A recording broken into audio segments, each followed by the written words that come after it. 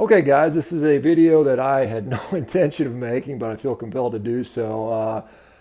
Usually when I get up in the morning, at some point I'll be checking through my emails and, different messages and whatnot, and I'll get a lot of mail from people, direct messages, whatever, on Instagram or Twitter or even YouTube saying how much better their life has gotten from switching to an animal-based diet, which is great. It's great. And I get occasionally I'll get some angry vegan saying I'm the worst person in the world or the devil or something along those lines. But I got an interesting one that I woke this morning. I saw some uh, direct message from Twitter from Frank Tufano stating that if I and my clown friend, and I am assuming that refers to Dr. Paul Saladino, did not reach a compromise with him soon, that he would make videos about why he's being excluded from the carnivore community. And so, just perplexed by that sort of sentiment. I'm not sure what he's talking about. He feels that Paul Saladino has been plagiarizing his material and so on and so forth. And quite honestly, I don't really watch Frank's videos. I've seen one or two of them. I'm not, I just don't have time to do that stuff. I'm not sitting there on YouTube all day watching videos. Now I make my videos and I put out content, and I'm, founding, in the business of putting companies together and doing consults with people and doing stuff, getting back in the orthopedic world and taking care of my kids and, training. And so I'm not spending all day looking at YouTube videos. So I don't know what people say, but I can tell you, and Frank put on Twitter yesterday a quote about saying something along the lines that animal-based nutrition has all the essential nutrients that the human needs in the most bioavailable form. And he put, quote, Frank Tufano in 2018, as if it was a new concept. It's like he invented that concept. And I think that is just absurd. We've known that for 100 years or so. Even guys like James Salisbury in the 1800s knew that animal nutrition was far superior. And we've just known that biochemically forever. This is not a new concept. Most of us aren't taught that for sure. That's not the common knowledge, but we've known that in the scientific community. That evidence has been around for a long time. And a lot of people have talked about this for a very long time. So it's not by any means a new concept. As if you guys will watch my video, Who Invented the Carnivore Diet? I certainly give credit to lots of people who came before me, and I will continue to do that. In my book, I reference several sources: Amber O'Hearn, Georgia Ede, guys going back, Stefanson, farther than that. I've talked about this stuff. And so for one person to get up there and say, I invented all this stuff, to me is a little kind of disturbing to me, because I certainly don't say that. But it's interesting that he feels like he's being excluded from the carnivore community. I had him on my podcast, despite the fact that he was going around saying I'm an idiot and don't know what I'm talking about, don't know that vitamin C was in the liver, when I was on Joe Rogan's podcast. And I hadn't heard of Frank Tufano until well after I'd been on Rogan's podcast, and well after more than a year that I've been promoting this diet and doing the diet. And the fact that liver contains vitamin C, as does muktuk and some other things that the Eskimos are eating, I was very well aware of that fact. I was more compelled to talk about the fact that there are people that are in absolute perfect health, like Joe and Charlene Anderson, without eating that stuff. And I think that's more fascinating, more interesting, and it requires more insight and knowledge than being able to merely read a nutrient chart. That requires the any old dietitian can do that. So that's not particularly compelling information. And so I was more interested in talking about the fact that why people only eating ribeye steaks were thriving, which is what basically I've done. Occasionally I'll eat some eggs and seafood, but largely I don't sit there and, worry about eating enough vitamin C for my liver. I don't even eat the liver. So it's kind of crazy. Now, Frank, and I've been very fair to the guy. He was on my podcast despite the fact that people told me not to put him on the podcast. There were people that wanted me to put him on there, and I made that decision despite the fact that he was out there accusing me of taking steroids, something which I've never done.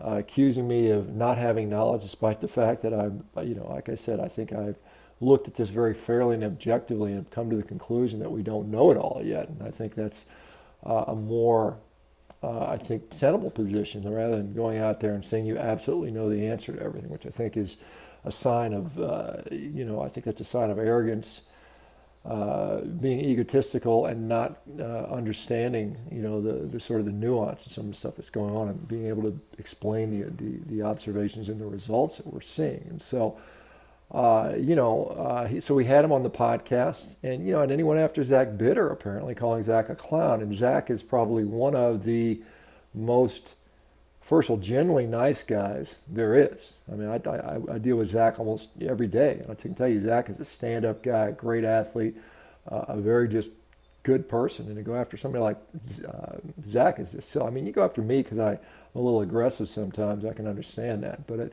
the same time, and so he sent me.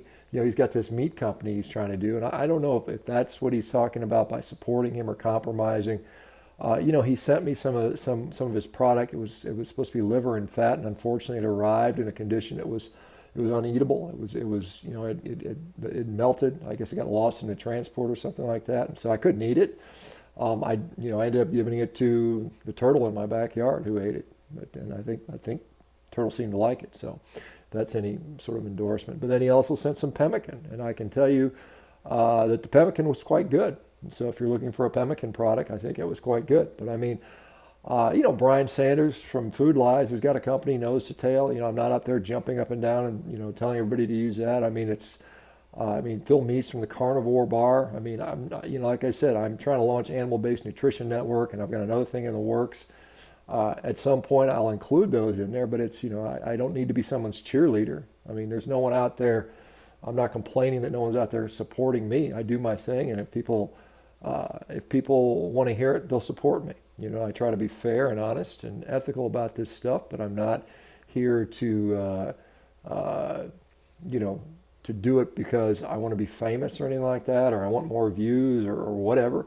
I'm doing this because I genuinely want to help people. And if I have some success with that, great. Hopefully I will. Obviously, I still got to feed my kids and pay the mortgage and that stuff. But, that's the deal. So I don't understand this, this sort of craziness. I guess perhaps, maybe that's the generational thing. Maybe that's where he's, being in the YouTube community too long, trying to generate controversy. Controversy sells, and certainly I know that. But I'm not going to participate in this any more than I have. I mean, it's the bottom line. I don't really care what Frank Tufano says about me or anybody else. I really don't care what anybody says about me. I'm just going to continue doing my own thing and let the results speak for themselves. And I think that's how we should do that. I mean, Frank, if you want to be part of the community, then grow up, and be helpful, be supportive, instead of attacking everybody. I've seen not much from you outside of negativity towards anybody else you perceive that is a competitor, perhaps. And I mean, that's fine if you want to be a competitor. I'm the biggest competitor in the world. I mean, I've broken world records as an athlete. I use my competitors as fuel to drive me. But I at the same time, I appreciate the hard work and effort that people put in and do it. And like I said, that's when you really shine. And there's some concept of rising tides raise all boats. And so I think there are 7.7 billion people on the planet right now. We are reaching 0.001% of them with this carnivore message. There's a lot of room for growth, guys. And so I think this is the thing we need to understand. And so if we want to help people, and I hope that's the reason we're doing this, then the infighting doesn't help. And the sort of the sectarianism, my version is better than your version, probably doesn't help either. Like I said, I'm open-minded enough to say that there may be people that do better with different types, and I think that's the fairest way. I think we can all agree that eating animal products is a superior way to do nutrition.